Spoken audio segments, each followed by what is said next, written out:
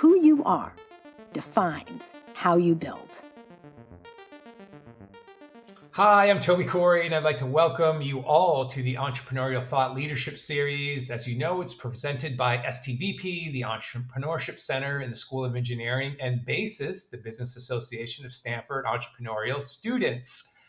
Today, I am incredibly excited to welcome Ethan Brown to ETL, and let me share his background with you guys. So Ethan is the founder, president, and CEO of Beyond Meat. Amazing product, amazing innovation. And by shifting consumption from animal to plant-based meat products, Beyond Meat aims to positively impact human health, the climate, natural resources, and animal welfare.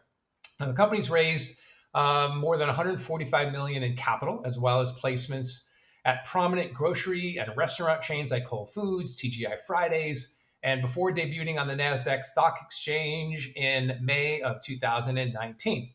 Now, Ethan began his career with a focus on clean energy and the environment, serving as an energy analyst for the National Government Center for the Best Practices, and then joining the team at Ballard Power Systems, a hydrogen fuel cell company.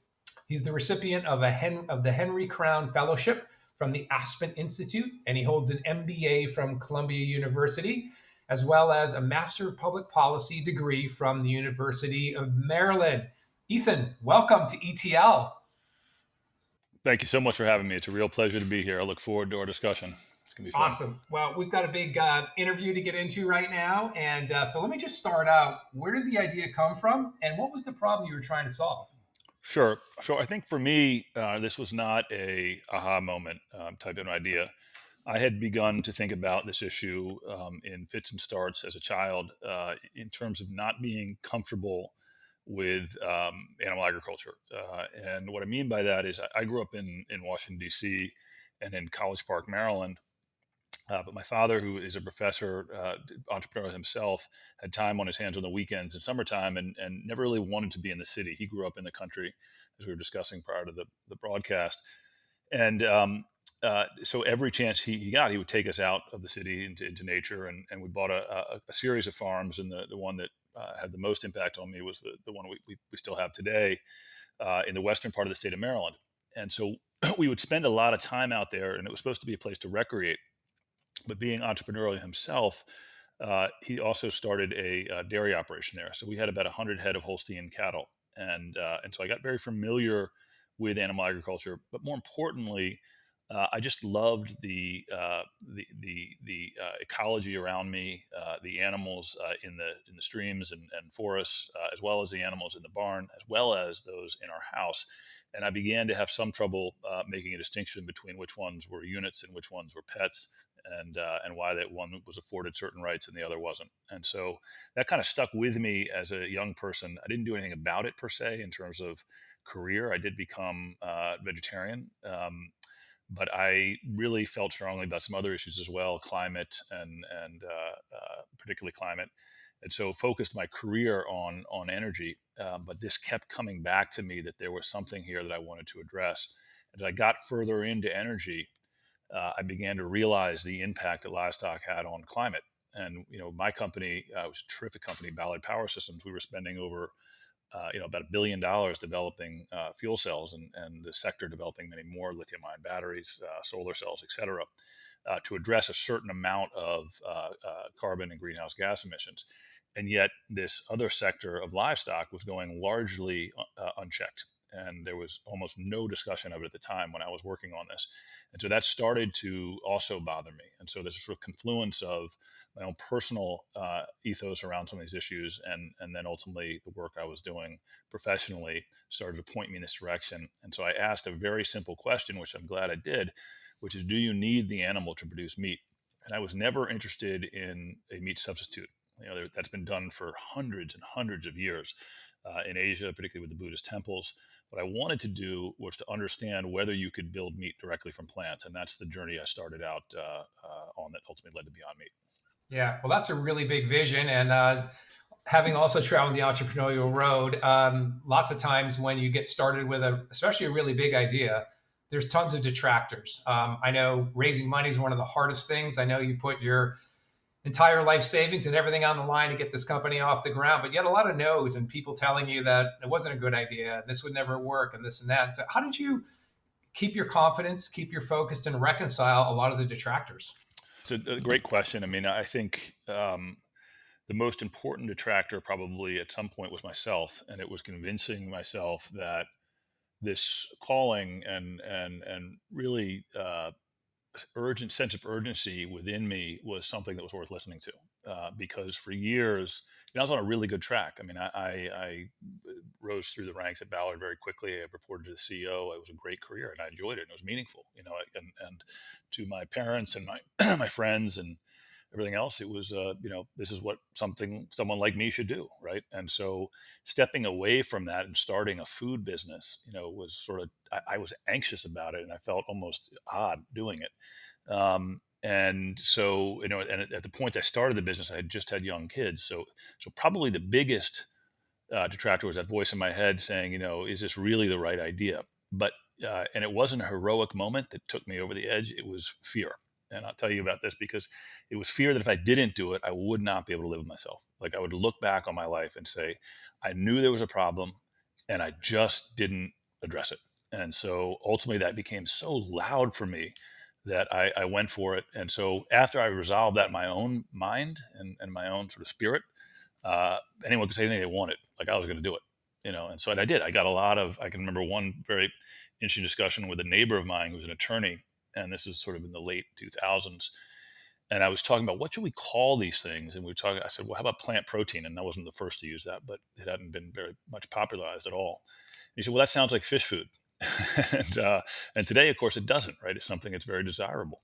But when you're at the beginning of something like that, you do have a lot of detractors, and you have to have the mental fortitude to get through it. Yeah. Did you ever, through that process, have any self doubts at any juncture, or was it really you had that vision, it stayed with you, you had the fear of failure, but were there any moments in time where, is this really going to work? Did I make the right decision here? Right. Um, so I think, like anyone, contain multitudes, and there's moments of fear and self doubt, and then moments of confidence, and they all blend together to make up who you are. And I never had. It's interesting. I've been asked that before. I never worried that this was going to fail. I just didn't know what form it was going to take. Right. I knew that I could make something work. Right. And I guess if I didn't, if I was going to fail, I had failed before, so I knew what it was about. And I was fired from. I started a nonprofit. I got into a dispute with my board when I was 26, and was fired as a result. Um, and so I knew that feeling of like, holy moly, you did all this stuff and it's gone. So it didn't bother me that much. But I can remember there was we had a large facility. Sorry, we had a sort of lab and a kitchen in a very large building up on a hill across town from where my house is. And I could see, as I was driving down my street, I could see the building. And I used to say to myself, I will either succeed or fail in that building. Right. And the wonderful thing for me is that building ultimately was torn down and we're still here. And so Yeah, I know that journey. I know when I was raising money, I at least had 100 no's from venture capitalists, and yeah. I believed in the idea, and I think although you have some be thinking a little bit about it, but that doubt just never seems to crawl in. And Yeah. when I used to wrestle in college, and I remember my coach used to say, practice hard and leave it all on the mat. And I think a lot of the entrepreneurial journey is really all about that, is putting everything into it and making that Yeah. dream and that vision a reality. And so much is just state of mind and just sheer willpower, right? So Willpower is incredibly important. Yeah, you will find a way. So I always say this, that I do work best with my back toward the wall and against the wall, and because your mind is just firing at that point, and you really yeah, figure out a way to get through something. yeah, it's all mindset, man. Okay, so Yeah. now was there a particularly impactful technical or product breakthrough that you can share, or something that really made Beyond Meat click? So I think it was two things. One, it was this mental concept. We knew that there was a massive issue with the amount of livestock on the Earth's surface, right? Enormous, right? And you go to any great land grant university in the United States, and they'll have really good meat science departments. And those textbooks in there and those professors in there will focus on how do you increase the efficiency of the model, right? And you can continue to tweak it and try to make it more efficient. But at the end of the day, we, I think, have reached a point of diminishing returns in that. And in fact, the consumer is rejecting efforts to make animal agriculture more efficient, whether it's gestation crates or other means. And then, of course, the crowding and all the things we know now about disease. So you had to take a step back and say, okay, we don't just want a faster horse. We want something entirely different. And so you had to rack your brain about that. And I've talked about this before. If you really want to be useful in something, marinate in the problem. Just get into the problem, let it consume you, think about it all the time. And I've quoted him many times, Edwin Land. He's very good at this. You have to lose yourself in this issue, and if you can kind of get it to the point where it's taking up all your mental energy, your brain often will find a novel way to think about something. And so what started to occur to me was that we were fixated on the origin of meat, right? And we said it has to come from a chicken, cow, or pig. That's what we know as humans, or some other animal. The history of agriculture, 12,000 years, that's kind of been what we've done. History of meat consumption, 2.5 million years, but before even Homo sapiens and our predecessors, comes from an animal, right? But what if we just asked what meat is, right? And meat is a knowable entity. It's 5 things. It's amino acids, it's lipids, it's trace minerals, it's vitamins, and it's water. None of that stuff is mysterious. Actually, if you think about the origins of life, amino acids and lipids are everywhere. If you think about the primordial soup, that's kind of what that stuff is, right? And so it's all around us. The animal is simply a way of organizing it, right? So you can't get hung up on it has to come from an animal. You can start thinking about its composition, you make a breakthrough. And so then you had to start looking for, okay, what's the technology I can use to create a piece of meat directly from plants? It turned out that some guys that I connected with at the University of Missouri were doing something very interesting with some pretty established technology, which was high moisture extrusion. But what they were doing was varying the inputs of heating, cooling, and pressure, the parameters rather of heating, cooling, and pressure, to restructure the the plant protein into the same general structure of animal protein. So they were converting the architecture of plant material without adding any chemicals or anything, just using heating, cooling, and pressure into the structure of muscle. I said, "What? That's what I wanted." And it was very nascent, and they hadn't, commercialized it, but they were willing to work with me, and that was a godsend. That's incredible. What an amazing innovation. Now, so from that initial innovation, like how's the company evolved? And then now you're about a year old from a successful IPO. Right. I mean, I think it's been something. It's been something of a journey for sure. You know, what began with, like many companies, as a shoestring operation, we've gotten to be a very established enterprise, and but for me, the same pulse has to run throughout the organization. And we have a program here called the Beyond Meat Rapid and Relentless Innovation Program. And the purpose of that program is to make sure that we are innovating faster than anybody in the world. And that's really important to me, because trade secrets and patents and all that stuff will help you, but not that much. And so you got to just move faster than everybody. So if you can, and this is one of the things that I loved about business school, and I went to one that I think was really beneficial, and I enjoyed it and everything else. But the one challenge I'd have with some of the coursework is this idea you have to have a moat to start a business. Like, I just can't, that sort of seems to be something that's acceptable. That's not true, right? There were a lot of people doing plant-based kind of, vegetable proteins and things like that when I got started. But it was that different approach of building it directly from plants, I'd come out of the energy sector where there was so much money being spent on technology and science. And then I walk into the food sector, and I'm sitting across the table from folks at a very large food company, because they were interested in licensing some of our technology back in 2011, 2010 maybe. And I said, how many people are working on what they were calling meat substitutes, which I don't like to use that term. And they said, we have one half of one research person assigned to it. I said, well, Wow. okay, let's just pretend that the fate of the world is at stake in terms of climate. Like, is that the right number of people to have working on a problem like this? So go back to energy. We have the best students coming out of all the best universities going into energy, right? Why wasn't that happening in food? And so the idea was, let's take that same model, get the best scientists, the best engineers, the best managers, give them significant resources, give them the very clear goal, which is to build meat direct from plants, and kind of get out of their way. And that's what we've done at Beyond Meat. We've done it year over year. And we've tried to institutionalize that rapidity of motion and iteration and failure and success, and just continue to move forward. And some humility. We know we're not there yet. We understand that. It's going to take many more years to get to the point where we're indistinguishable from animal protein, but we're getting closer, and that's something that's super exciting to me. Yeah, I couldn't agree more. I think that's the right way to think about how to not only solve the problem, but um, take it to the next step and make it super defensible. So now I'm sure your detractors are going to tell the world that plant-based meat isn't healthy or it's over-processed. What do you say to those critics? It's something that we really need to address because it's unfortunate, and certainly the incumbent industry has taken a lot of ads out and spent money on that message. And to me, that's a shame because I don't feel adversarial at all to the animal protein markets and the families that are behind those farms. And our farm in Maryland that I mentioned, it's one of my favorite places in the world, if not the. And on either side, my neighbors have grown beef cattle. And I like my neighbors, and I'd like to go back and be greeted nicely by them. And so, I don't like the adversarial nature of it all. I view this as, I get it. I understand why they feel threatened. But for me, if you think about our basic value proposition, we use 93% less land. We use 99% less water, 90% fewer emissions, half the energy, et cetera. That's efficiency. If we can bring that to the American agricultural sector, we can create the next revolution in agriculture by making it so much more efficient. They can make more money. So it shouldn't be approached with fear, right? But there is fear, and so there's this propaganda, and many foodies too, unfortunately, come in and say, well, you should just eat, quinoa and kale all day. What are you doing with this? So we have to fend off both of those perspectives. And here's my answer to it.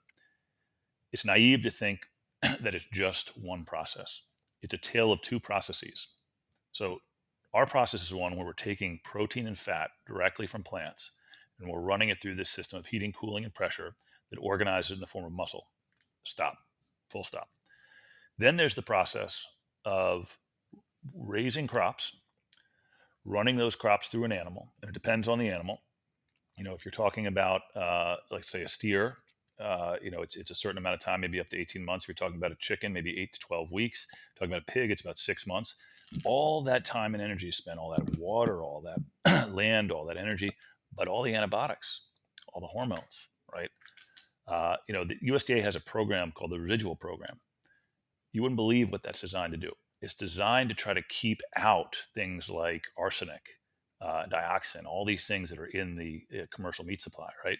So that's also a process. And so it becomes a question of which process do you want? And we are very proud of our process. So our current goal for 2020 was, until COVID-19, was to help educate people about our process. Anyone who's listening to this can come to our facilities and knock on the door, and we will give them a thorough explanation. They can see how our food is being made.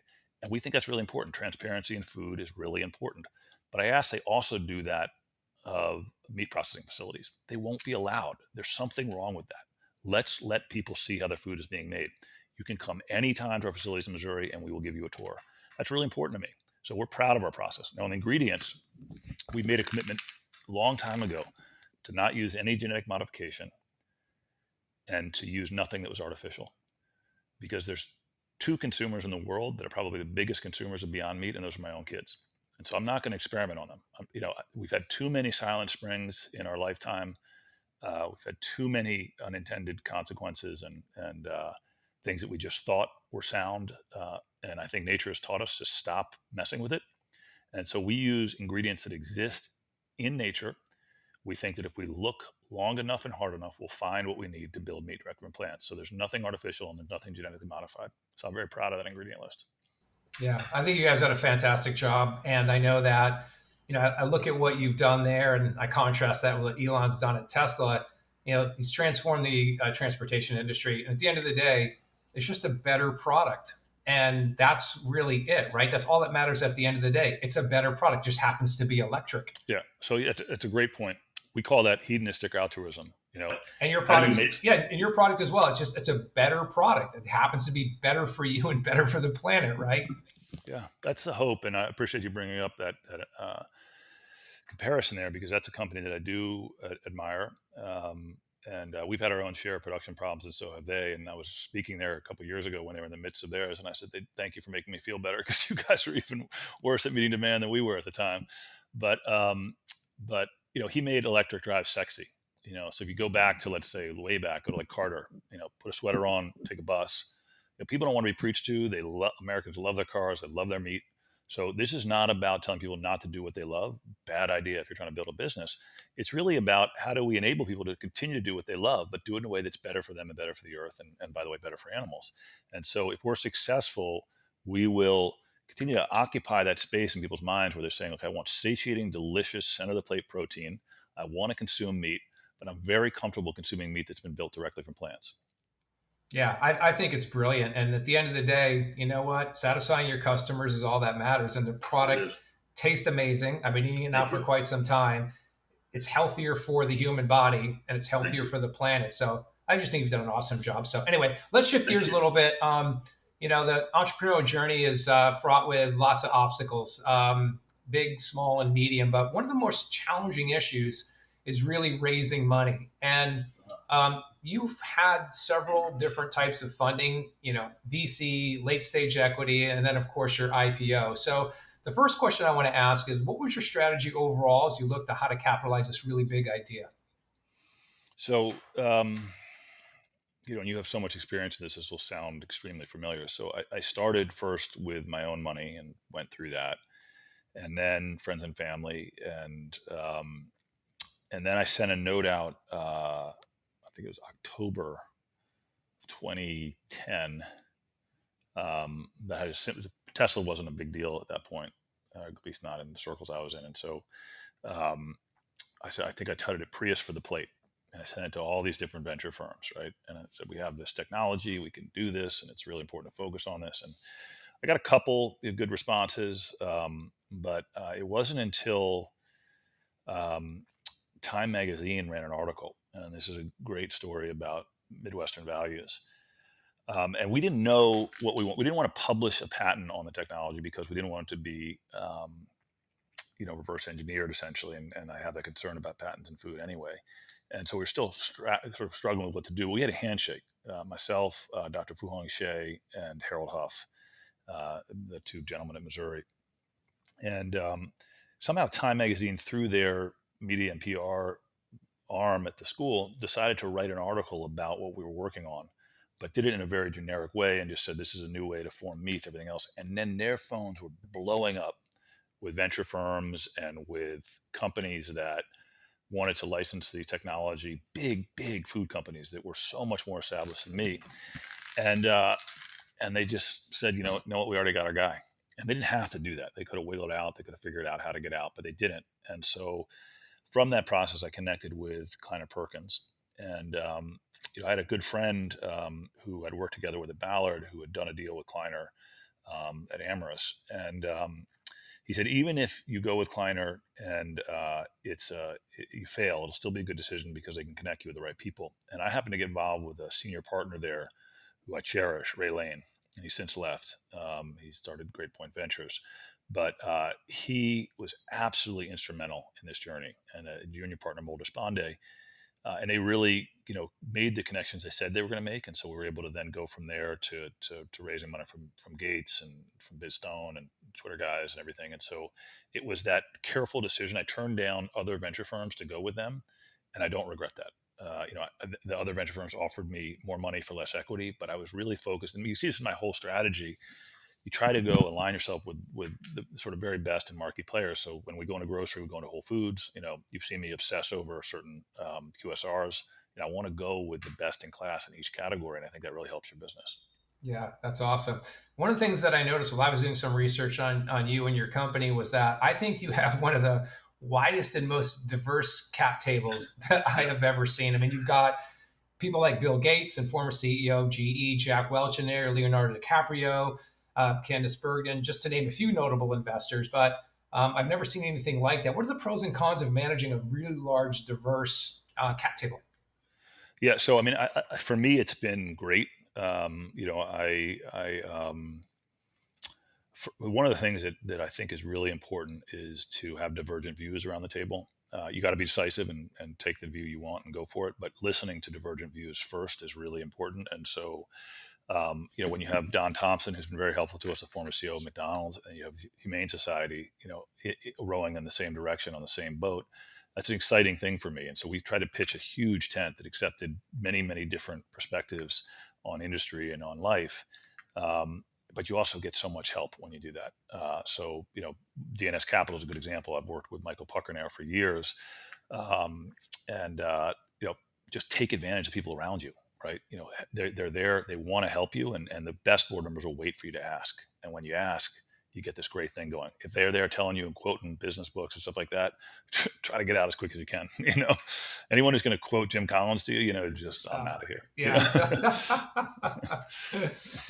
So if you look back in time, so two-part question: A, what would you do differently? And then more importantly, what advice would you give to a student looking to raise money? What kind of advice can you share? So what would I do differently?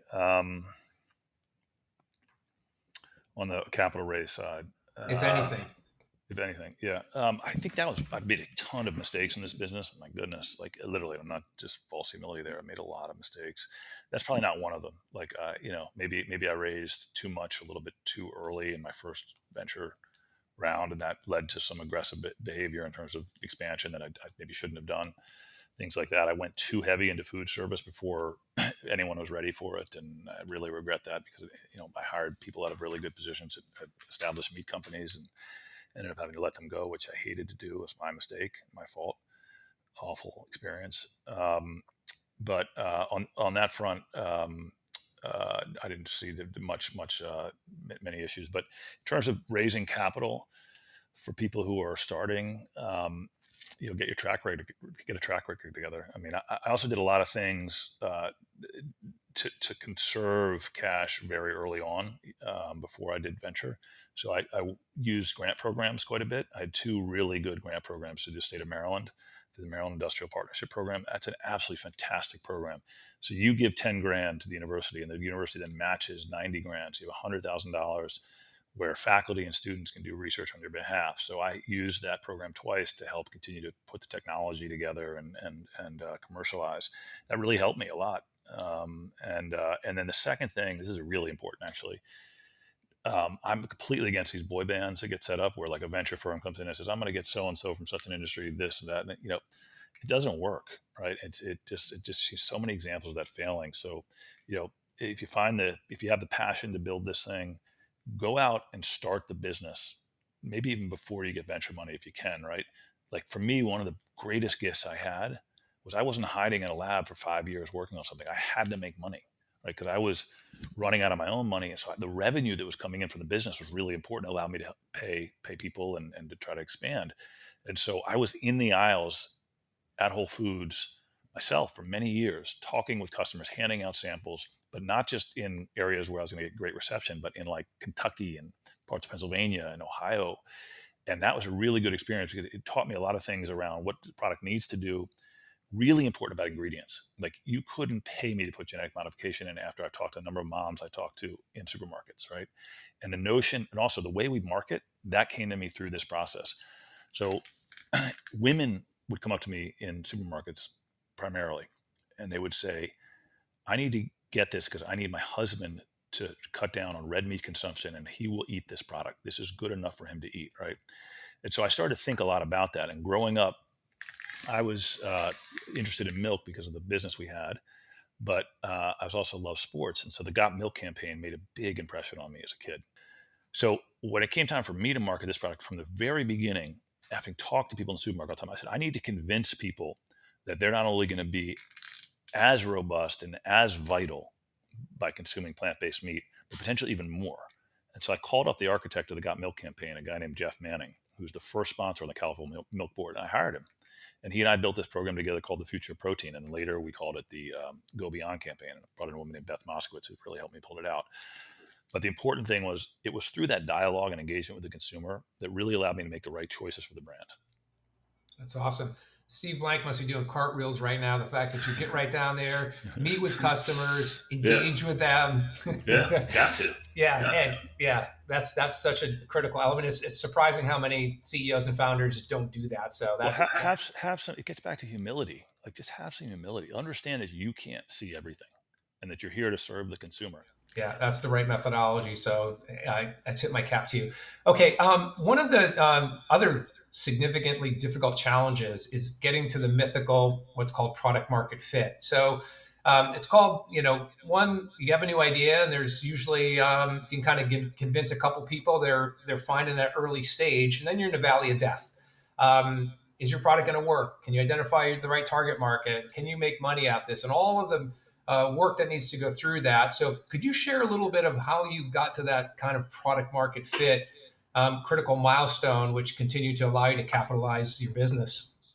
So I think we had to do some pivots to get there.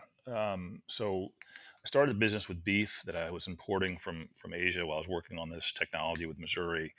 And then the technology from Missouri really afforded itself first to chicken structure. It had that quick twitch muscle kind of structure, um, which actually happens to be longer. And so that was a great technological solution. But was that the problem for the consumer in terms of health?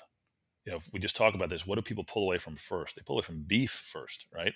And so we had this great innovation in chicken, and it did well enough within vegetarian communities and things like that that people were excited about it. Mark Bittman did me a big turn, wrote an article in 2012 that was on the front page of the Sunday New York Times, the review section, that was glowing about it and everything else.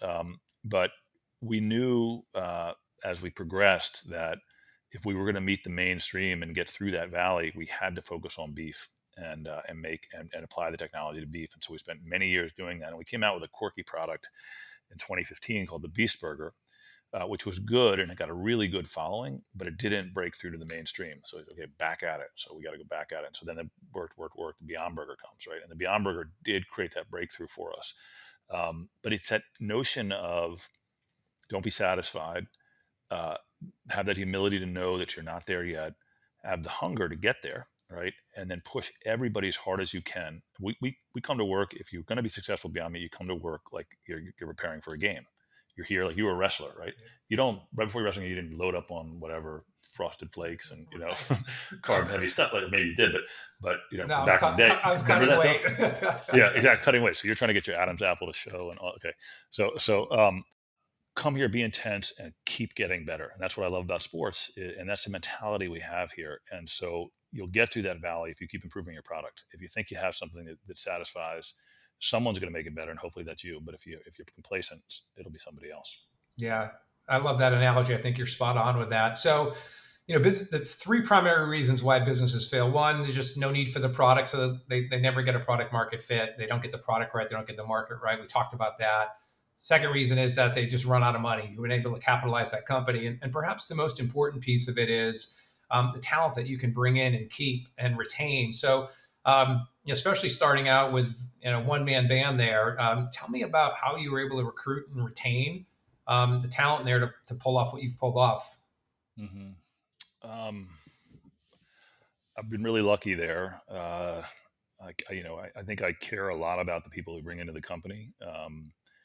And once you prove to someone that what you say you're going to do, they feel very comfortable introducing you to other people in their network, right? And so that's kind of how this business grew. And in fact, Jody Puglisi, who's on the faculty there at Stanford,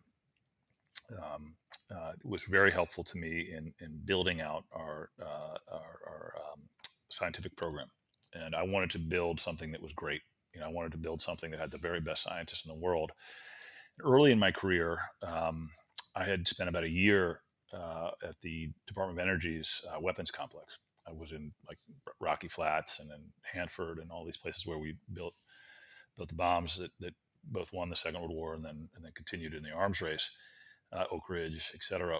And that I read all of Richard Rhodes' books while I was doing this. I was doing it for an environmental project, but I became really interested in the process of building a tremendous scientific program. And so that had a big impression on me. And our research center here is called the Manhattan Beach Project because we're near Manhattan Beach. But more importantly, I wanted to evoke that sense of bringing together the very best in science. And it's really important. Remember, it wasn't just Oppenheimer and all the other scientists. It was General Groves, right? So you need the best scientists and the best managers, right? And so that was the mentality I took. Where do I find them, right? And then you create a network of people that can help you get them. And so whether it was Ray Lane early on, and continuing, or Jody, or so many others it's hard to mention. Uh, I use their networks to bring in people. And then if you have a vision that's compelling enough, and I believe so strongly in this vision, we have to be the generation that separates meat from animals. If you look at the growth in livestock, 80 billion animals slaughtered a year, right? That's just too many animals on the Earth's surface, right? We have to address that. We somehow have to decouple the ratio of animals to humans, or at least dramatically shrink it if we're going to make it. And so, if you have the resources and you have the vision and you have the technology, you can get great people to come work for you. Yeah, I would agree. That's a great strategy. So you've already talked about how you have had this um, process to stay close to the customer, which I think is awesome. But lots of other companies have good products, but they don't know how to go to market, and they fail miserably in that area. So obviously, brand new category, brand new innovation. What was your go to market strategy, and how's that evolved over time? Yeah. So as I mentioned, I had failed initially in that. We went to food service way too early, and people told us, very established marketers told us that you need to build a brand first in food. It doesn't work that way. I said, oh well, we're different. We're going to overcome that, and we really didn't. We did struggle in food service. One, the product wasn't ready, and two, the brand wasn't well known, and so we had to sort of pivot and go to into retail. We were always in retail, right, from the very beginning, but we had to put emphasis on that, and so we stopped for a little bit pursuing that dual approach and emphasized more going into retail. And I had a lot of help here. Seth Goldman is a close friend and a really good advisor and chairman of my board, and he built Honest Tea that way. And so I think there were a lot of synergies between how he built that brand and what we were doing, going into the natural food channel first, working with the best in that category, and then proliferating out into conventional. And that was a really good go-to-market strategy for us. But the other piece that's really important is, where are you going to place the product? Are you going to put it in the meat alternative section? That's a penalty box. It's no one, wants to be there. So we insisted that it go in the meat section. We wouldn't sell it to grocery stores unless they put it in the meat section. We got a ton of no's. A huge number of people said, well, okay, good luck to you. But Whole Foods, particularly a guy named Tom Rich, who's become a close friend, raised his hand as executive there in the Midwest, or in the Rocky Mountain region, rather, and said, I'll do it. And he did it, and that really changed the course of our company. Wow, that's awesome. Well, we got about 10 or 15 minutes left. We have a number of questions that have come in from our students. So let me start to tackle a couple of those. So first question is, what set your company apart from your competitors and your company's product from similar meat alternatives in terms of growth? What is the greatest lesson learned from the idea conception to the IPO? Yeah, so we do get asked that, what differentiates us, and I think really two categories I think about. One is competitors that have tried to do something similar to us, and there's one in Redwood City there that has done something similar. But in that case, we differentiate quite a bit in terms of strategy. We're in 94,000 locations today. We're in 75 different countries. I'm obsessed with getting to the consumer. I really have a hopeless addiction to market share. I just care so much about it. I want to get as many consumers to eat this product as possible. So I'm going to move more quickly, and I'm going to iterate with the public. I'm not going to put out a product. I mean, it has to be really good, but I know that I can get better the next year, but I don't want to wait for that. I want to have the consumer develop this with me, giving me the feedback, everything else. So we moved very quickly to get really fast, really broad distribution rather, while other companies were more interested in a kind of contained, less public sourced innovation model. Our ingredient choices around non-GMO, nothing artificial, I think allows us to move very quickly into every category in terms of natural stores and different countries, et cetera. So I think that's a big difference. And then there's the big incumbents that are supposed to be taking us down. And, that hasn't happened, and it won't happen for a number of reasons. But the best story on that is if you want to be a great entrepreneur, one thing to do is read other entrepreneurs. So like Jeff Bezos' book, he didn't write it, but the Everything Store, about his journey, is fascinating. There's a scene where he's speaking to a class like I'm doing now at Harvard, and one of the students, kind of goes after him about, you gotta sell to Barnes and Noble. They're going to crush you. Well, why didn't they crush him? They could come up with what he did, right? But it's that singular focus. So just stay focused, and you'll beat them. And we don't have an incumbent supply chain, so a lot of things that allow us to move more quickly than the bigger companies. A lot of decisions we made early on about listening to the consumer that have allowed us to maybe move more strategically than some of these startups. So Yeah, well, it's funny you say that because most CEOs suffer from knowing what not to do. I mean, we could get in a big conference room, fill whiteboards of really cool ideas. And I remember when he went back to Apple, reading his autobiography. I think there's 186 projects going on when he went back. yeah, And went to Hawaii and came back. There was only 20. Set a clear yeah. vision for the company. That's just huge. And knowing what not to do is a tough skill to have. So. Well, you and I both know that true character emerges during challenging times. So, one of our students wants to know, what traits do you think distinguish the kinds of leaders who can successfully weather a crisis like we're currently going through? It's a good question. I think optimism. Leaders need to be optimistic. Showing a lot of anxiety and things like that. Being pessimistic. Um, I just think people don't want to follow that, so I think not by choice. I'm just an optimistic person. So I think I looked at this challenge and we set up very quickly offensive, defensive measures in the company. We called that offense strategy, defense strategy, and how do we get through this? And I'm surrounded by the best. So we just set out this path to say, how do we get through this? And in fact, we may, be better off at the end of this than we were going in. And that wasn't by design, but it's sort of survive in advance. Just stay in the ring, don't go down, and good things can happen. Yeah, I think I think that having that mindset is just a reoccurring theme in this talk that we're having today. And then that mindset coupled with, think creatively, the ability to focus, and the ability to execute really, really well. So I would agree. Okay, another question came in here. So creating a shift in human behavior, eating meat, is challenging. How has Beyond Meat contributed to society eating less meat, and what has been the impact Beyond Meat has had? That's a great question. So I think if you look at our environmental footprint, for example, you don't want to spend a lot of time, but the six I gave before, 90% fewer emissions, et cetera, 93% less land, 99% less water. Those are impactful, right? But then you look at the health issue, right? And you look at whether look at not a quarter goes by where there's not a study that's released by whether it's NIH or Stanford Self or USC or pick your favorite university back east. The public has been bombarded with the notion that there's an association between the consumption of animal protein, the levels that we're eating it today, and disease epidemics such as diabetes, heart disease, and cancer. Now, we don't have to be doctors. We don't have to be experts.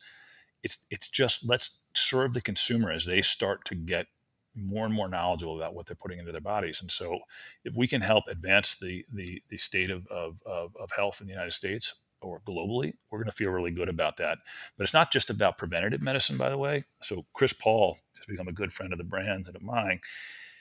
He's a player in the NBA, and I have a clip which I won't be able to show, but he in the 2020 All-Star game, so the guy's maybe 6'2", catches this just amazing dunk at 35 years old now, right? And what's happening for him is that he has become completely plant-based. So the inflammation in his knees has gone way down to the point where he forgets to ice sometimes after practice, right?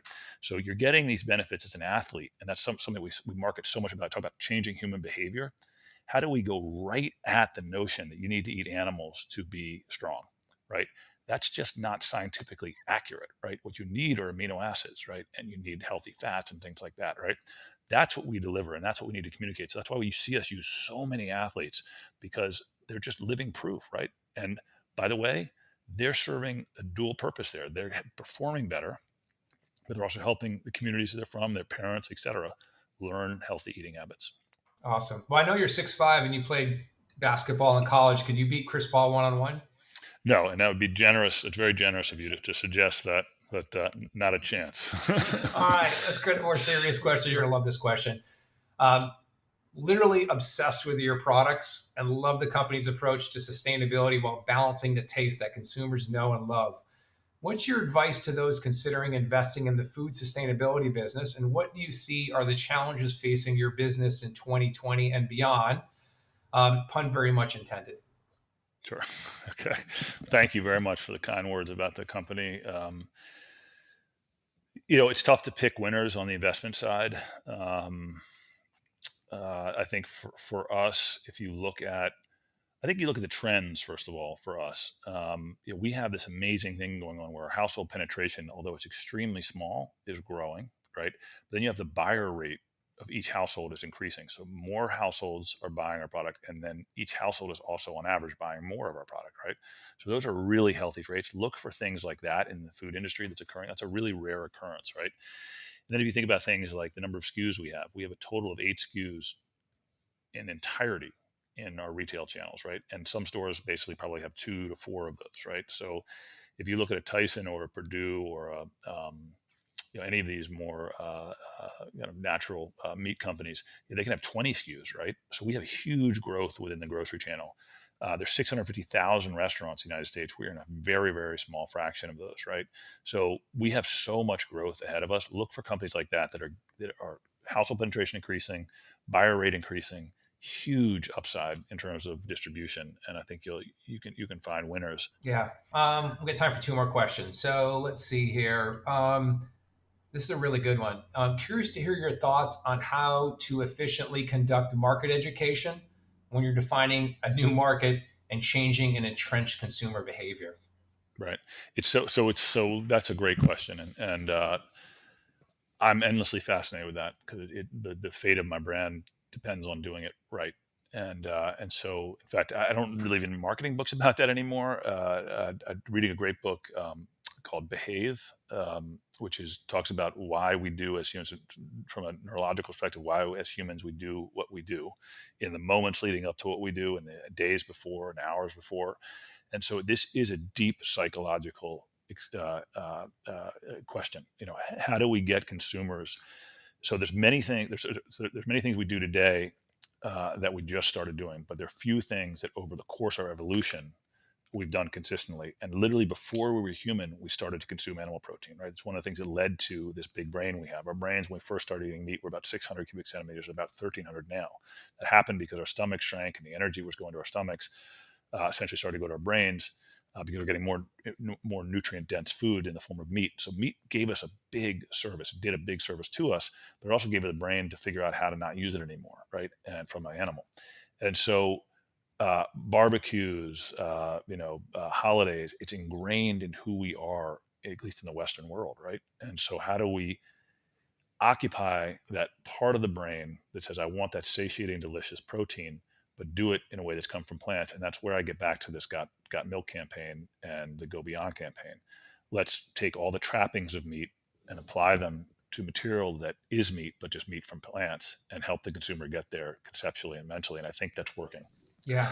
Well, look, and I think too. Look, at the end of the day, and the parallels between what you're doing at Tesla are really interesting in that you just create an amazing product that your customers love, and you keep innovating. And I've been eating your product for quite some time, and I'm proud to tell people of that and try to convert people. And you get this really great network effect, and you have your customers that are so loyal. The product is so good, and you keep innovating. And that's the way you change the world. So you've done an awesome job. So thank you very much. I appreciate it a lot. Last question. All right. So go back in time. And what advice would you give your 20-year-old self? We got a lot of 20-year-old students here on today's ETL talk. So what advice would you give your 20-year-old self? I'd do 2 things. I think one is have the confidence to go in the direction that your heart is telling you. Like, just have that confidence. I mean, that doesn't mean you should become, a pain in the butt for your parents and never get a job and stay at home because your heart told you to make candles all day or something. But within a realm of reasonable choices, go with what your heart is telling you. I too often at that age listened to what I thought people wanted me to do, right? And that set me back in terms of what I really wanted to do with my life. And they weren't doing it in any way that was nefarious. That's the way it was. So I think listen to your heart. And it sounds corny, but if you chase the money, you're not going to catch the money. You might, but you're not going to be very satisfied. If you follow your heart, great things can happen. And so that's the first thing. The second thing is, and this is something my dad did for me when I was getting out of school. No, I was actually still in school, and I was in his office at the university, and I was kind of complaining about wanting to have a little more fun and not working as hard. And of course, that was music to my dad's ears, not at all. And And he said to me, what do you want to do with your life in your career? And I said, I'm not sure. He said, well, what's the biggest problem in the world? And I thought a lot about that. And I came back and I said, well, I think it's climate, because if the climate is destabilized, everything's destabilized, right? And so you could be a great doctor or a great lawyer or something, but if the world is really unstable because of climate, that's a big issue. So that's what I care about and I want to go do. And thinking about my career in terms of a calling was a really important step for me, because I've never lost that juice or that energy about wanting to go after something really hard, because it's more than a job. And combining career and calling is a really powerful thing to do.